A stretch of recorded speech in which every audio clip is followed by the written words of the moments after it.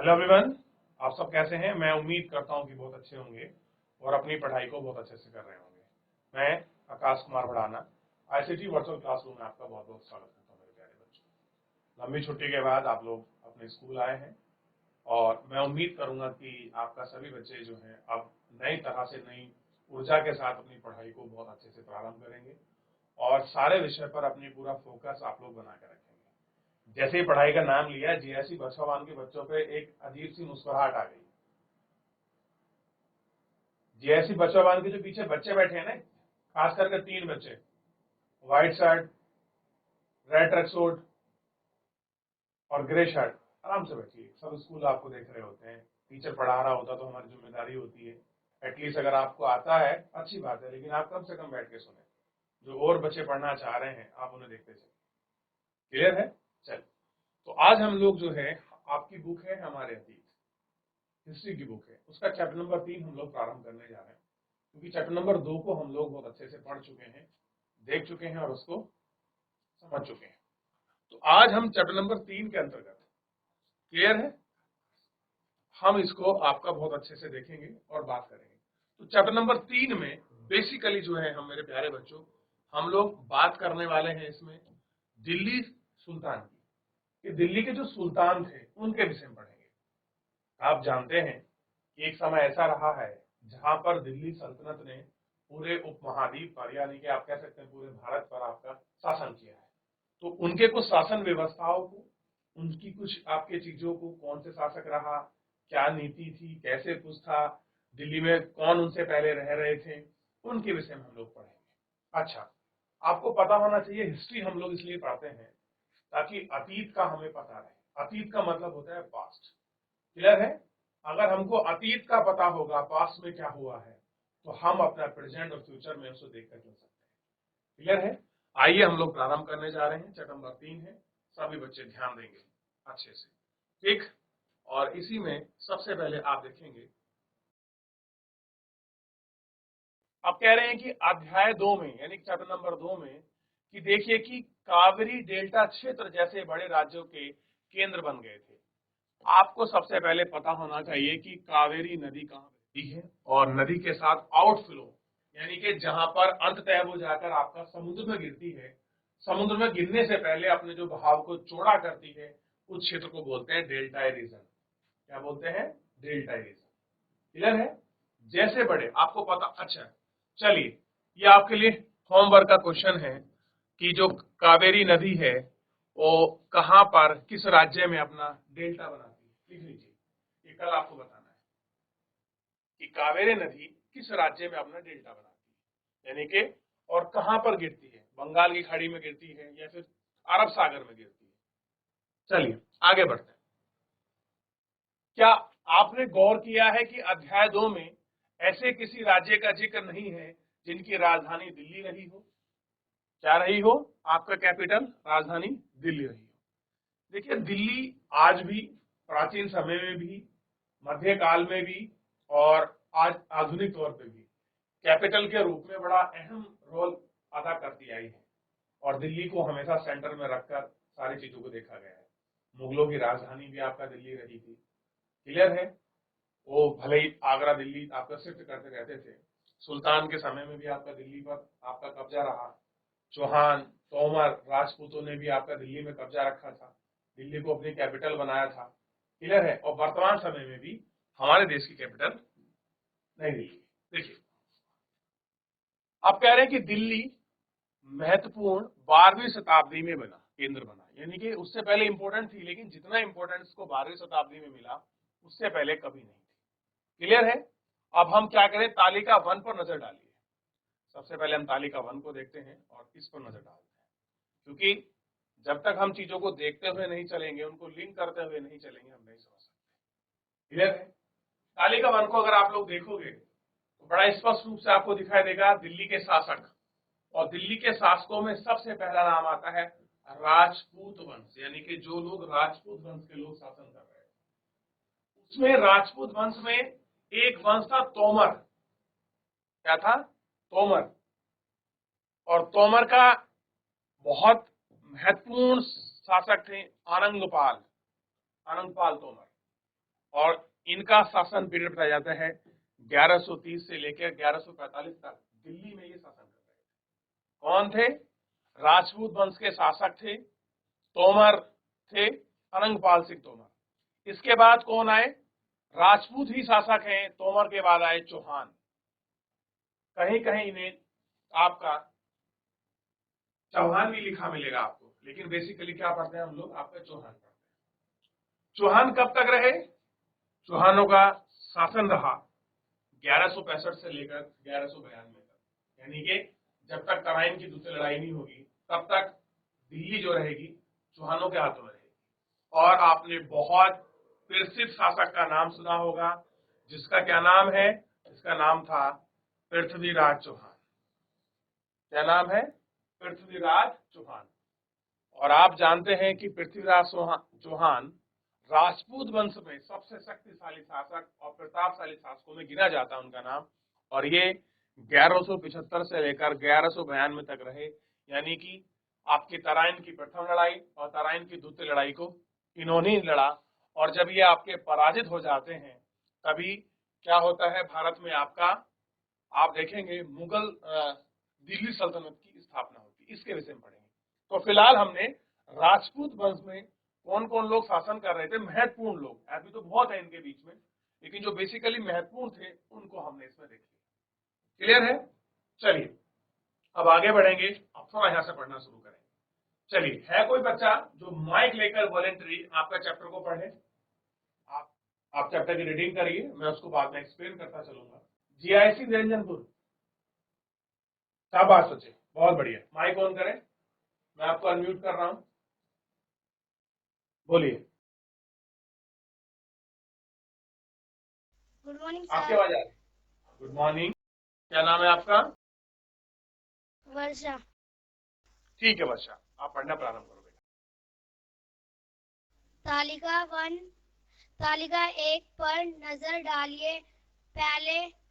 पहल तोमर राजपूतों के काल में दिल्ली किस साम्राज्य की राजधानी बनी? 12वीं सदी के मध्य में तोमरों को अजमेर के चौहानों, जिन्हें चामान नाम से भी जाना जाता है, ने परास्त किया। तोमरों और चौहानों ने राज्यकाल में ही दिल्ली वाणिज्य का एक महत्वपूर्ण केंद्र बन गया। इस शहर में बहुत सारे समृद्धिशाली जैन व्यापारी रहते थे, जिन्होंने अनेक मंदिरों का निर्माण करवाया। यहाँ दहलीवाल कहे जाने वाले सिक्के भी ढाले जाते थे, जो काफी प्रचलन में थे। 13वीं सदी के आरंभ दिल्ली सल्तनत की स्थापना हुई और इसके साथ दिल्ली एक ऐसी राजधानी में बदल गई जिसका नियंत्रण इस उपमहाद्वीप के बहुत बड़े क्षेत्र पर फैला था। तालिका 1 पर फिर से नजर डालिए और उन 5 वंशों की पहचान कीजिए जिनसे मिलकर दिल्ली की सल्तनत बनी। जिस इलाके को हम आज दिल्ली के नाम से जानते हैं, वहाँ इन सुल्तानों ने अनेक नगर बसाए। मानचित्र 1 को देखकर दिल्ली एक कोना, सीरी और झापना को पहचानिए।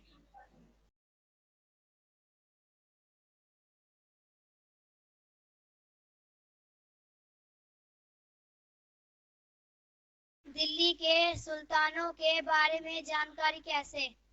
हालांकि अभिलेख, सिक्कों और स्थापत्य भवन निर्माण कला के माध्यम से काफी सूचना मिलती है, मगर और भी महत्वपूर्ण वे इतिहास, तारीख, एकवचन, तवारीख, बहुवचन है जो सुल्तानों के शासनकाल में प्रशासन की भाषा फारसी में लिखे गए थे। तवारीख के लेखक, सचिव, प्रशासक, कवि और दरबारियों और शिक्षित व्यक्ति होते थे जो घटनाओं का वर्णन भी करते थे और शासकों का प्रशासन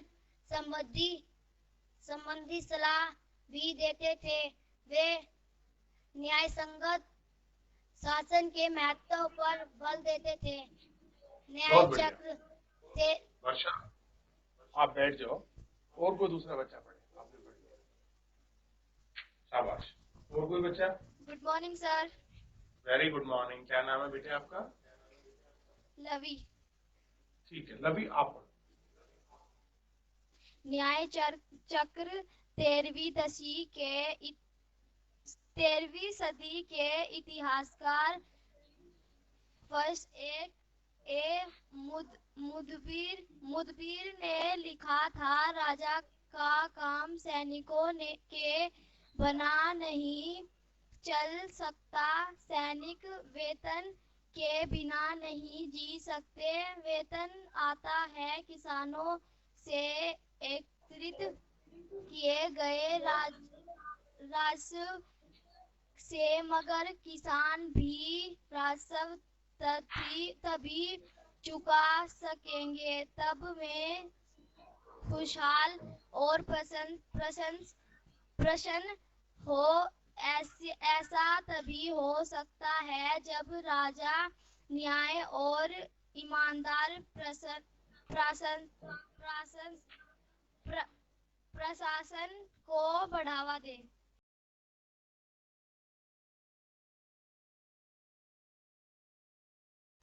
ये कुछ और बातें ध्यान में रखें। एक तवारीख के लेखक नगरों में, विशेषकर दिल्ली में रहते थे। गांवों में शायद ही कभी रहते और तो वे अक्सर अपने इतिहास सुल्तानों के लिए उनसे ढेर सारे इकराम पाने की आशा में लिखा करते थे। ये लेखक अक्सर शासकों को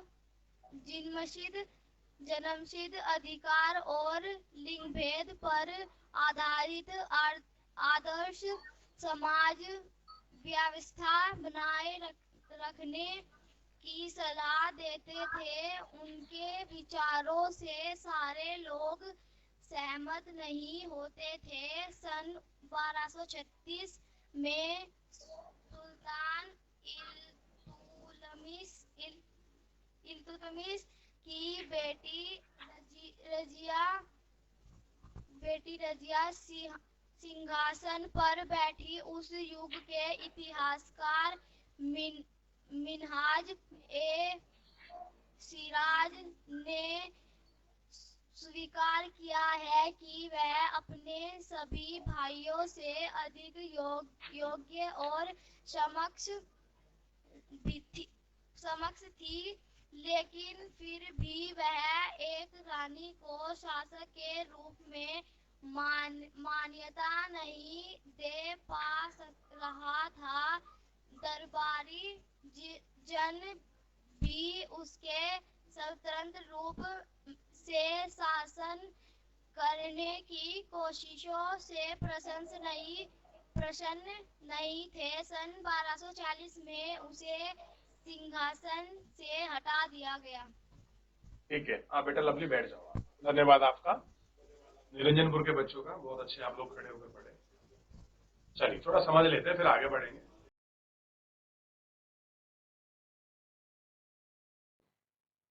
सबसे पहले अगर हम बात करें थे, तालिका वन को हमने देख लिया और राजपूतों को हमने वहां देखा कि राजपूत वंश के लोग शासन कर रहे थे और उसमें तोमर और चौहान दो लोग आपका बेसिकली आए। ठीक है, तो पहले कौन आए? तोमर राजपूत आए दिल्ली काल में।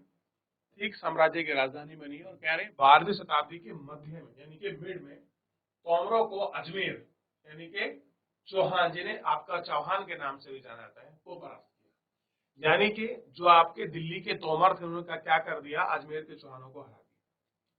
तोमर और चौहानों के राज्यकाल में ही दिल्ली वाणिज्यिक मतलब आपका व्यापारिक यानी कि कमर्शियल आपका एक सेंटर पॉइंट बन गया।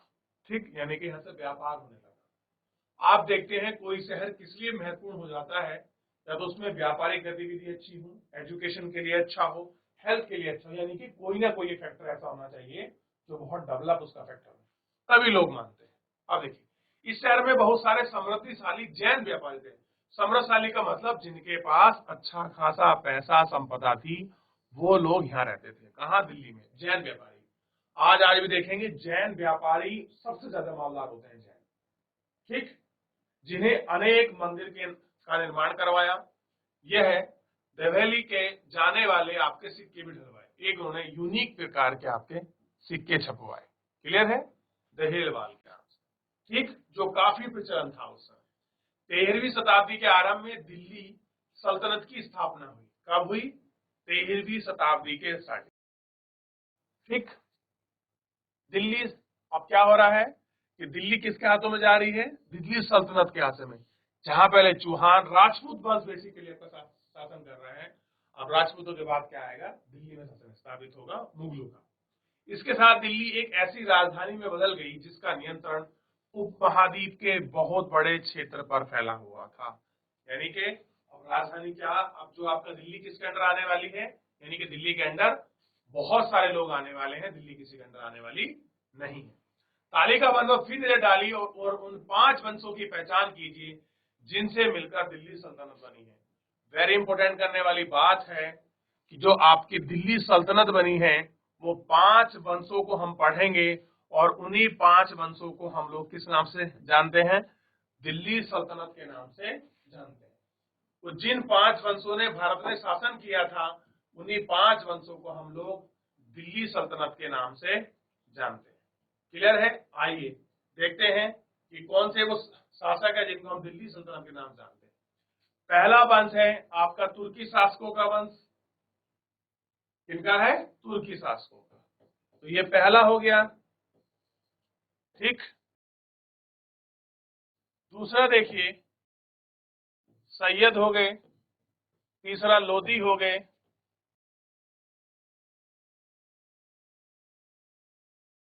चौथे हो गए आपका खिलजी और 5th नंबर के हो गए तुगलक। तो ये 5 वंश हैं जिन 5 वंशों से मिलकर क्या बना था? आपका दिल्ली सल्तनत बना हुआ था। ठीक है, जियासी निरंजनपुर के बच्चे बैठ जाइए बेटे, आराम से बैठ जाइए। देखिए अब हम बात कर रहे हैं 13वीं शताब्दी का प्रारंभ हो चुका है और 13वीं शताब्दी के प्रारंभ में 1206 से लेके 1290 तक एक वंश शासन करे जिसको बोलते हैं तुर्की शासक। चौहानों के बाद कौन दिल्ली पर कब्जा कर रहा है? टर्की के शासक।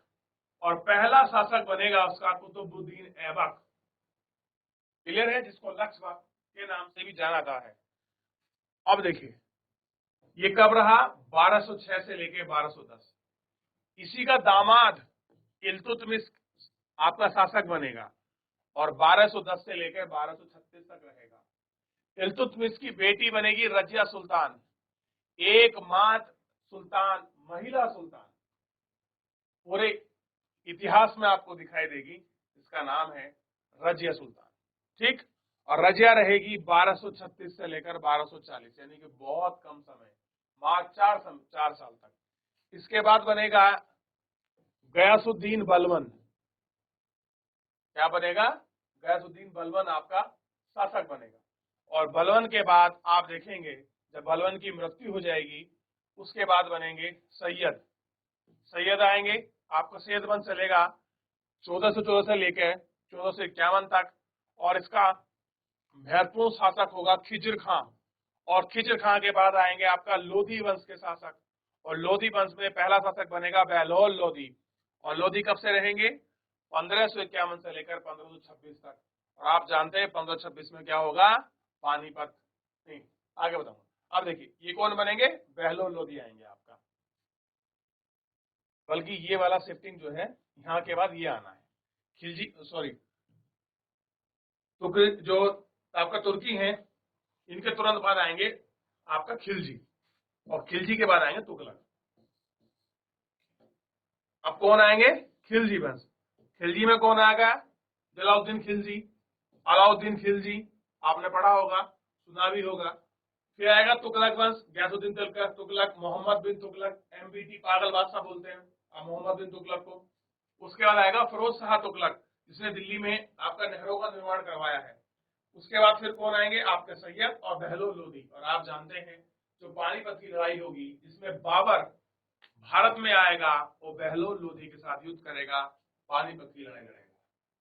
क्लियर है? तो इन सब के विषय में हम लोग इसी चैप्टर के माध्यम से पढ़ेंगे और जानेंगे, और एक एक करके हम लोग आपका देखेंगे। क्लियर है? अब देखिए, ये कह रहे हैं 13वीं-14वीं शताब्दी में दिल्ली सल्तनत के कुछ आपके चुने हुए शहर। उस समय ये शहर था फिरोजाबाद, फिरोजा कोटला, ठीक, सीकरी, कुतुब मीनार, फौजे सुल्तानी, तुगलकाबाद, आदिलाबाद। और आज देखिए पहले कितना गैप था इनमें, ठीक। और ये बह रही यमुना नदी। आज के समय में दिल्ली पूरी डेंस बसी हुई है, पता ही नहीं है, ठीक, क्या कुछ है। तो आइए इनके विषय में हम लोग एक एक करके पढ़ेंगे और एक एक। अब देखिए, अब सबसे पहले हम ये देखते हैं कि जो आपके दिल्ली के सुल्तान थे, जो लोग शासन कर रहे थे, उनके विषय में हमको जानकारी कहां से मिलती है, ये हमको देखना होगा। हालांकि अभिलेख और सिक्कों और स्थापना, देखिए आज शायद आपको इनकी कोई वैल्यू समझ ना आए, लेकिन कल दिन को अगर आप तैयारी करेंगे तो इसी की मोटी मोटी फीस भरेंगे, यही सब पढ़ने के लिए 1-1 लाख रुपए, 2-2 लाख रुपए, इन सबको पढ़ने के लिए। और शायद जब तक आप तैयारी करो। चलिए आगे देखिए, अगर हमको पता करना है किसी के विषय में, तो हमको कहां से पता लगता है? उसके अभिलेखों से, सिक्कों से, और उसकी स्थापत्य कला से, जिसको हम बोलते हैं भवन निर्माण, इसी को बोलते हैं आर्किटेक्चर। इसी के माध्यम से हमको जानकारी होती है। और इतिहास में एक शब्द है तारीख, और तारीख को हम लोग पढ़ते हैं एक वचन के रूप में, और तवारीख को हम लोग पढ़ते हैं बहुवचन के रूप में। जो सुल्तान के शासनकाल में प्रशासन की भाषा फारसी थी। ध्यान रखना, दिल्ली सल्तनत के जितने भी सुल्तान हैं, उनकी प्रशासनिक भाषा क्या थी? फारसी थी। क्या थी? फारसी थी।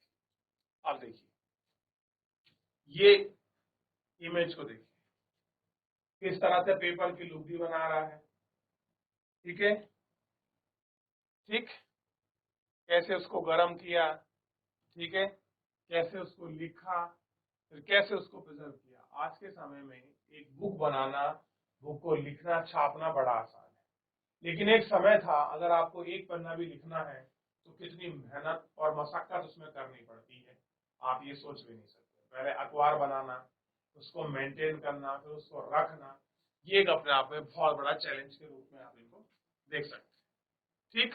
और कहते हैं कि जो तारीख का उल्लेख है, लेखक हो गए, प्रशासक हो गए, आपके कवि हैं, दरबारी, आपका सुशिक्षित व्यक्ति होते थे, इन घटनाओं का वो लोग वर्णन करते थे। आज भी देखिए, आज भी हमारा जो भी शासन प्रशासन आपका चलता है, उस शासन प्रशासन की सारी महत्वपूर्ण घटनाओं को रिकॉर्ड किया जाता है, उनको लिखा जाता है। कोई भी कानून बनता है, उसका प्रॉपर अधिनियम बनता है, पूरी तरह से उसके संविधान में उसका प्रोविजन आता है। क्लियर है? जो हमारा गजट है उसमें प्रॉपर नंबर चढ़ता है, तब हमको ये सारी चीजें क्या होती हैं? आपकी प्राप्त होती है। तो उस समय भी ऐसी ही प्रक्रियाओं के माध्यम से ये सारी चीजें हो रही थी। आप उनको बहुत अच्छे से देख सकते हैं, ठीक। यानी कि जो वहां विद्वान लोग थे वो अपने राजा के विषय में लिखते थे। अब बात करेंगे न्याय चक्र के ऊपर कि वो उनका न्याय में, जजमेंट में कैसा था, जज क्या पावर थी। तो 13वीं शताब्दी के इतिहासकार हैं फरगुद मुदब्बिर, ये लिखते हैं कि राजा का काम सैनिक के बिना नहीं चल सकता। कोई भी राजा है उसका काम किसके बिना नहीं चलेगा? सैनिक का। और सैनिक का काम किसके बिना नहीं चलेगा? वेतन के।